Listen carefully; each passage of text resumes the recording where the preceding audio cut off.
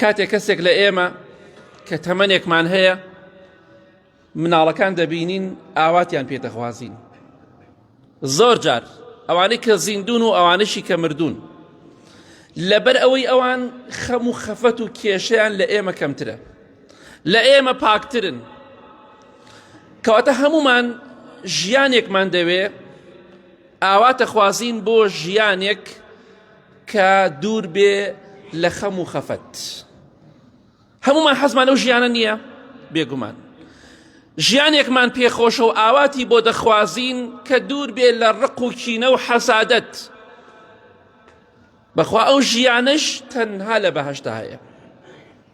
ئەگەر ژیانێکت ئەوێ خەم و خەفەت و کێشە و مشکیلە و ئەو شتانت لێ دوور بێ، ئەگەر ژیانێکت ئەوێ کەس ڕقیت لێت نەبێ، کەس حەسادەتت پێ نەبا، ئەوە تەنها لە بەهەشتایە. کەواتە ئەمڕۆ خۆتی بۆ ماندووکە لە یەک جێگە ئەو شوێنە خۆشە، ئەوش کە بەهەشتە ئەو شتانەمان بۆ بەدی دێت. ئەگینا دنیا پڕە لە کێشە و مشکیلە.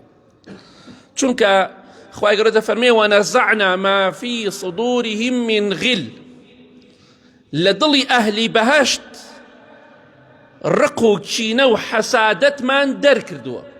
هیچ کەسێک حەسادەت بە کەسێکی تر نابە، هەر چەندێ ژیانی لە ئەو چەند قات خۆشتریش بێت. لە کاتێکە لە بەهەشتا ژیانی ناخۆشیش نییە. چونکە پێغەمبەری خوا صلی الله عليه وسلم دەفەرمێ لە حەدیثەکەی بوخاری مسلمدا دەفەرمێ لا اختلاف بینهم ولا تباغض، یەک خلاف یەک کێشە لە نێوان ئەهلی بەهەشتا نییە. یا ڕەبی خوای بە ئەهلی بەهەشتمان قبوڵکەی. ولا تباغض، ڕق و کینە نییە لە دنیادا لەبەر خزمەکەت، لەبەر دراوسێکەت، لەبەر کەسێکی تر کۆمەڵێ شت هەیە ناوێری بیکەی. بەڵام لە بەهەشتا ئەو خلافە نییە، ئەو ڕق و کینە و حەسادەتە نییە. کەواتە ئەگەر ژیانێکت دەوێت خەم و خەفەت و کێشە و ڕق و کینە و حەسادەتی تێدا نەبێ، ئەوە تەنها لە یەک جێگا هەیە کە بەهەشتە، خۆتی بۆ ماندووکە ئینشاءڵڵا. هەر کەسێک لە ئێمە گەر ژیانێکی دەوێت دوور بێ لە نەخۆشی، دوور بێ لە ئێش و ئازار، ئەوە تەنها لە بەهەشتی خوادا هەیە. ژیان پڕە لە نەخۆشی، هەموو ساڵی نەخۆشی توش ئەبێ، ئازارە توش ئەبێ، جاری وایە چەندەها ساڵ بە نەخۆشی و ئێش و ئازار و دەتلەیتەوە. ئەمە دنیایە. بەڵام بەهەشت بە هیچ جۆرێک نەخۆشی و ئێش و ئازاری تێدا نییە. لە حەدیثەکەی صەحیح مسلم داهاتووە ئەهلی بەهەشت بانگ ئەکرێ، پێیان دەوترێ ئینە لەکم ئەن تەصیحوا فەلا تەسقەموا ئەبەدا. ئەی ئەهلی بەهەشت، ئێوە لە مەولا کە ئەهلی بەهەشتن بەردەوام تەندروستن،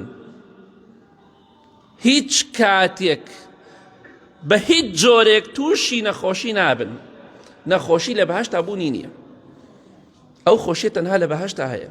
بۆی ئەم ژیانە کاتیە، نازانی بە گەنجی دەمری، بە مناڵی دەمری، بە پیری دەمری. ئەم ژیانە مەکە قوربانی ئەو ژیانەکەی تر، بە پێچەوانشەوە بەسمان. یعنی هەوڵێکی وا بدە بەهەشت مەکە قوربانی دنیا، بەهەشت مەفەوتێنە لەبەر خاتری ئەم دنیاە کە پڕە لە نەخۆشی و ناخۆشی. چەندەها کەسی سەرمایەداری دەوڵەمەند و گەورە هەیە، تووشی نەخۆشی دەبێت چارەسەری نییە و نەخۆشەکەیدا بە زەویە ئەیکوژێت. بەڵام لە بەهەشتا بە هیچ جۆرێک ترسی ئەوەت نییە زەختت توش بێت، تووشی شەکرە بی، تووشی نەخۆشی و جەڵدە بی، تووشی سەرەتان بی، تووشی پەتابی، تووشی سەر ئێشە بی، تووشی ئێش و ئازار بی. ئەمانە هەمووی لە دنیادا هەیە. لە بەهەشتا هەرچی دەخۆی مەترسە زەختت بەرز بێتەوە، مەترسە تووشی شەکرە بی و شەکرەکەت ناڕەحەتت کە، مەترسە جەڵدەی دەماغ لێتدا و بتکوژێ، مەترسە لە هیچ نەخۆشیەک. کەواتە ژیانێک بەبێ ئێش و ئازار و نەخۆشی ئەوە لە بەهەشتا هەیە، پێویستە بە ئیزنی خوا خۆمانی بۆ ماندووکەین. لە دنیادا ئەو ژیانە نییە، نەبۆ دەوڵەمەند، نەبۆ فەقیر، نەبۆ دەسەڵاتدار، نەبۆ بێدەسەڵات، هەمووی تووشی نەخۆشی و ئێش و ئازار دەبێت. ژیانێکت دەوێ ترس و خەوفی تێدا نەبێ، نەترسی لەوەی بمریت. ئێمە لە دنیادا لە مردن دەترسین. نەترسی لەوەی کە بکوژرێی. لە دنیادا چەندەها شتەی بەرەوڕووت دێ ئەبێ خۆتی لێلا بدەی. تۆ بەرە ڕوو سیارەیەک بڕۆی بەبان تا بڕوات بێگومان لانەیە بتکوژێ. بەڵام لە بەهەشتا ترسی مردن و کوشتن نییە.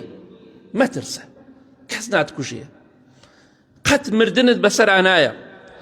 چونکە لە حەدیسەکەی صحیح مسلم داهاتووە بانگی ئەهلی بەهەشتە ئەکرێ وإن لكم أن تحيوا فلا تموتوا أبدا. بأهلي بهشت أو تري أي أهلي بهشت ئێوە بەردەوام زیندون و قەت نامرن.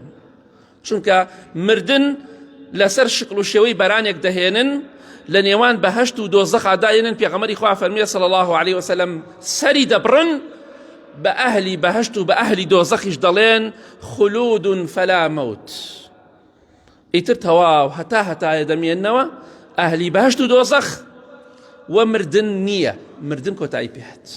تەنها مردنەکەی دنیا بوو. لە دنیادا مردن کوژران تەواو. بەڵام لێرەدا ژیان مردن هەمووی هەیە. ژیان هەیە و مردنیش هەیە. خۆشی هەیە و ناخۆشی هەیە. ئەترسی لەوەی لە پڕێکا بمری، لەو ناز و نیعمەتانەی کە هەتا لێی دەرچی یا بکوژری. ئەم هەموو دەسەڵاتدارە دەبینی، ئەم هەموو حیمایە بە دوای خۆی داناوە وەرترسی مردنەکەیە. بەڵام ڕۆژێکیش کە مەلەکول مەوت هات سەلامی خوای لەسەر بێ حیمایە ناخوێنێتەوە، بە بەرچاوی حیمایەکان و ڕۆحی دەرەکات. بەڵام لە بەهەشتا ترسی مردن و کوشتن نییە. کەواتە ژیانێک هەڵبژێرا مردنی تێدا نییە. نەک ئەم ژیانەی یەک چرکە سەعاتێک سیقەی نییە. بەڕاستی ژیانمان پڕە لە ترس، پڕە لە برسێتی. ئەگەر لە بەیانێت تا ئێوارە نان نەخۆین سەغڵەتە بین. پڕە لە قەیران، لە نەبوونی، لە فەقیری، لەوەی کە ڕۆژانە مەسروفکە، پارە پەیاکە و سەرفیکە، پارە پەیاکە و سەرفیکە. ئەمە ژیانی ئێمە لە دنیادا. ڕۆژێ هەتا ڕۆژێ نیتە، ڕۆژێ حاڵت باشە، ڕۆژێ حاڵت باش نییە، ژەمێ نان نەخۆی پێتەوە دیارە. بەڵام ئەگەر ژیانێکت دەوێ ئەمانەی تێدا نەبێ، کێشەی مەسروفت نەبێ، معاش نەهات خەمی ویلاتۆ چۆن مەسروف بکە، کەسابەتەکە ضعیف بووە چۆن مەسروفی ماڵ و مناڵم بکەم، قەیرانە نازانم چی. بەڵام لە بەهەشتا ئەم شتانە نییە، بوونی نییە. ئەو ژیانەی کە لەم شتانە دەتپارێزێ یەک کێشەی مەسروفات و ڕزق و ڕۆزیت نییە، خواردن و خواردنەوەت نییە، قەیران ترسی قەیرانت نییە، ترسی وشکە ساڵیت نییە، ئەم شتانە هیچی ڕوونادا. ئەوە تەنها لە بەهەشتی خوادا هەیە. ئەگینا لە دنیادا هەمووی بە چاوی خۆمان دەبینین. ئەگەر ئیش نەکەی یاخود مەعیشەتێک و کەسابەتێکت نەبێ، مەعاشێک و موچەیەکت نەبێ پێتەوە دیارە بە خۆت و ماڵ و مناڵتەوە. بەڵام لە بەهەشتا ئەو شتانە پێویست نییە، هەموو شتێک بەلاش. چونکە بە ئەهلی بەهەشت دەوترێ لە حەدیسەکەی صحیح مسلم داهاتەوە دەفەرمێ وإن لكم أن تنعموا فلا تبأسوا أبدا. ئێوە بەردەوام ئەی ئەهلی بەهەشت لە ناو ناز و نیعمەتان هیچ کاتێک فەقیری و نەبوونی و قەیران و وشکە ساڵی و خەم و خەفەتی مەسروف و ئەم شتانە بە هیچ جۆرێک لە ئێوە ڕوونادات، بەسەر ئێوەدا نایە. کەواتە ئەگەر ژیانێکت دەوێ بێسەر ئێشە بێ لە دنیادا هەتا ئێوارە ڕائەکی. وەڵڵاهی نەک ئێمە سوێن بەخوا گیان لەبەرەکانی وەکو ئێمە لە مەینەتیان. وەڵڵاهی مێرولەیە ئەبینی هەتا ئێوارە ئەسوڕێتەوە شتێ پەیاکەوەی باتە ناو شارەکە و کوونەکەی خۆیەوە، هەتا ئێوارە ڕاکە شتێکە لەگرێت دووسێ قەبارەی خۆی قورسە. ئەویش لە مەینەتیایە. هەموو گیان لەبەران شێر و پڵنیەکە بینیت چەندەها دەقە و سەعات ڕاکە بەس بۆ شتێکی دەستکەوی بیخوا. هەموو گیان لەبەران وایە. ئەوە ژیانی دنیایە، هەمووی لە ناڕەحەتیایە، هەمووی هەڵپەی ئەوەیەکە چۆن خۆی تێرکە. بەڵام لە بەهەشتا ئەو شتانە نییە، یەک کێشە و مشکیلت نییە، هەموو شتێک بەلاش فری لە بەردەم تایە بۆ خۆت بیخۆ و بەبێ ئەوەی کە هیچ شتێک بترسیت. کەواتە ئەوەی کە بە کەڵکی ئێمە دی، ئەوەی کە بەختەوەرمان دەکات تەنها بەهەشتی خوایە. ئەویش بە ماندووبن دەبێ بە ئیزنی خوا بەدەست خۆمانی بهێنی. یا ربی خوایە بەهەلی بەهەشتمان قبول کەی، لا ئاگری دۆزەخ بە دوورمان کەی. یا رب العالمین. ئامین ئامین ئامین.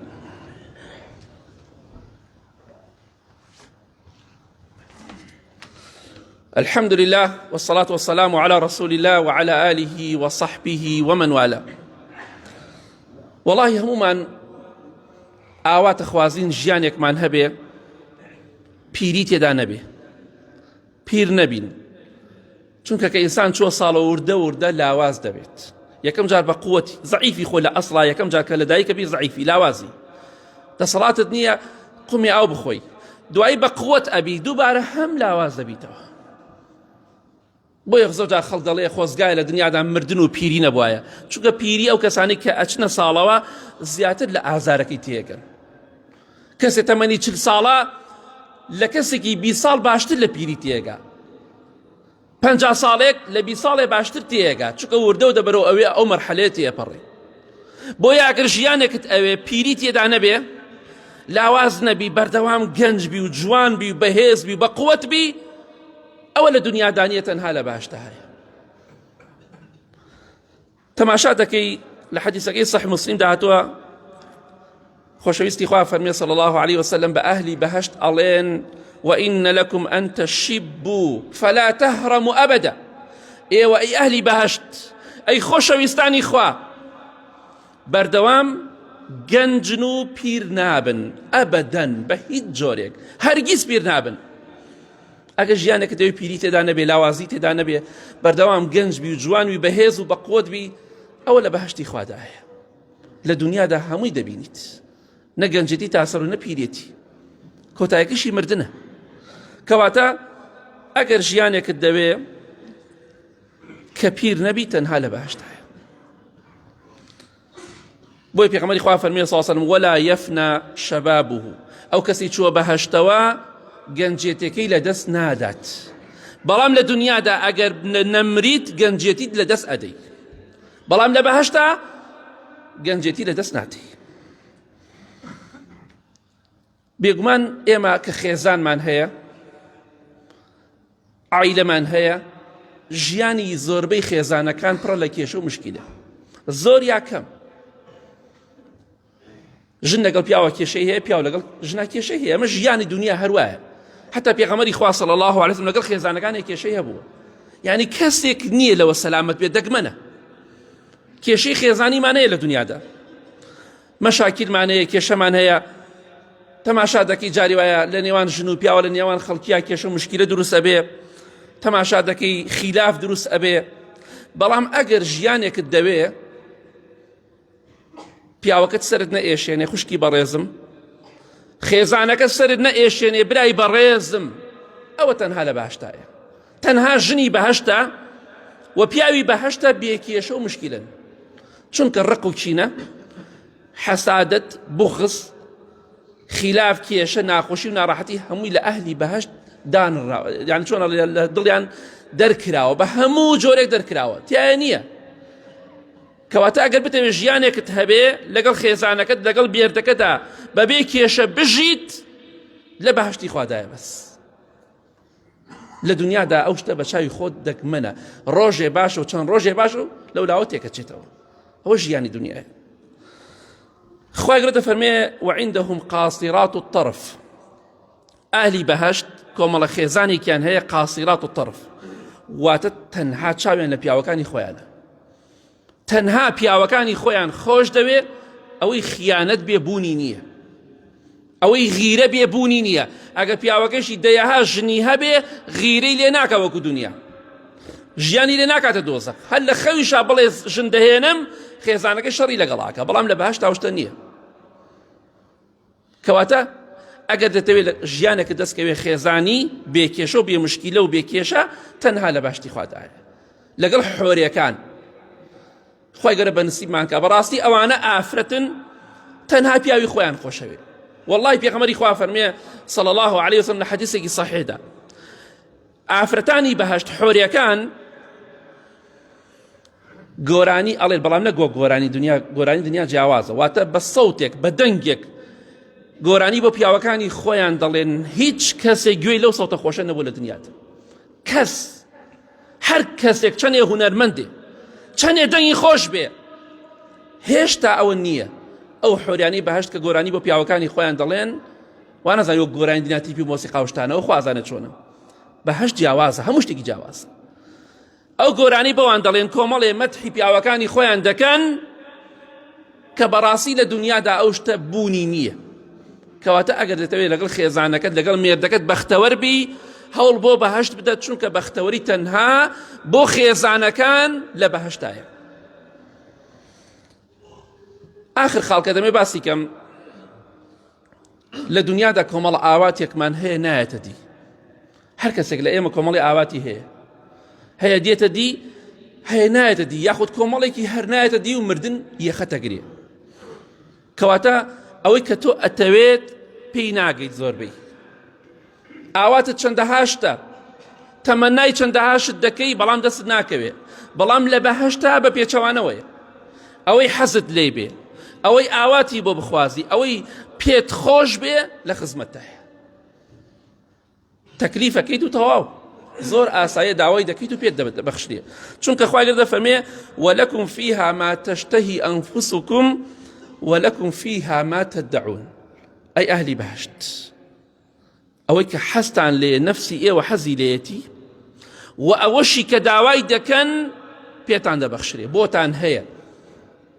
ئەوەی چاوت حەزی لێ بکە، ئەوەی دڵت داوای بکە، ئەوەی بە زمان بیڵێ لە بەهەشتا لە خزمەتایە، بەبێ پارە، بەبێ مەرج، بەبێ مقابل، بەبێ شەرمەزاری. لە دنیادا کۆمەڵە شتێکە دەستەکەوێ مەرجی لەگەڵایە، شەرمەزاری لەگەڵایە، بێ دەست ئاوا زەلیلکەی. بەڵام لە بەهەشتا بە پێچەوانەوە ئەوەی حەزت لێیەتی لە خزمەتایە، هەرچی داوا بکەی لە خزمەتایە، هەرچی ئاواتێکت هەبێ خوای گەورە بۆت دەهێنێتە دی. بەڵام لە دنیادا زۆربەی ئاواتەکانمان دەڕواتە ناو گۆڕەوە، لەگەڵ خۆمانە لە گۆڕی دەنین. ئەوە ژیانی دنیا و ئەوە ژیانی بەهەشت. جا بۆ خۆت هەڵی بژێرە، ئەگەر غەشکەیت و حرام بخۆیت و خیانەت بکەیت و زینا بکەیت و خەڵکی بەناحەق بکوژی و زڵم بکەی، لەم ناز و نیعمەتانە هەمووی مەحروم دەبیت. ئەگەر ڕێگای خۆش بگری، حەڵال خۆر بی، خیانەتکار نەبی، بێگومان ئەم نیعمەتانی کە باسم کرد مشتێکە لە خەرمانێک، بێگومان هەمووی بە نسیبی تۆ دەبێ بە ئیزنی خوا. کە بە کورتیەک باسی بەهەشتم کرد، باسی نیعمەتێکی زۆر کە من کردو لە بەهەشتە. اللهم اغفر للمؤمنين والمؤمنات والمسلمين والمسلمات الأحياء منهم والأموات من أهل السنة والجمعة والجماعات. يا ربي خواه الشفاء نخوشكان من بدي بتايبتي أواني داوي دعاي خيريان كدو. يا ربي خواه هيمني وآرامي ولات من بباريزي. خواه جان هر كسيك باش ودل صوزة بو إسلام وأمي لتا خواه سركوتوكي. يا ربي خواه هر كسيكش خرابة بو إسلام وأمي لتا خواه بقوري خواه الزليل ودعما يبكي. يا ربي خوايا بأهلي بهشت من قبول كي. يا ربي خوايا بأهلي بهشت من قبول كي. يا ربي خوايا بأهلي بهشت من قبول كي. خوايا أمنا أظن نعمتاني كمن باسم كد أوشي كباس ما نكدو. يا ربي خوايا بيمان ببخشي يا رب العالمين لبهشتي خوتا برحمته مهرباني خوت بخرابي خمار ما لقلانك يا رب العالمين. آمين آمين آمين. وصلى الله على محمد وآله وصحبه أجمعين.